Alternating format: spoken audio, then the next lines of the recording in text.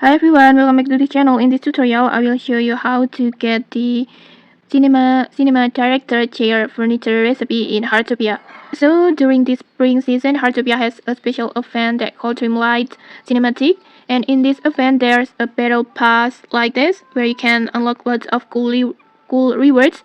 And now if you want to get the cinema director chair recipe, you need to reach battle pass level 5 like this, and to level it up you need to collect festival points.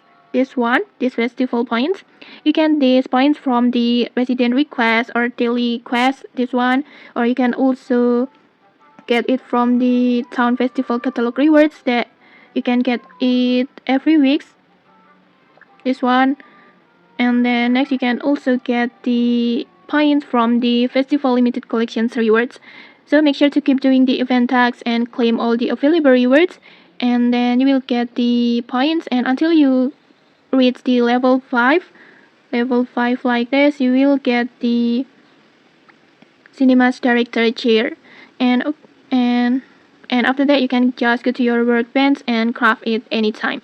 And okay, that's how you can get the cinema's director chair recipe in Heartopia. If you found this helpful, don't forget to like, comment and subscribe for more tutorials. Thanks for watching and see you.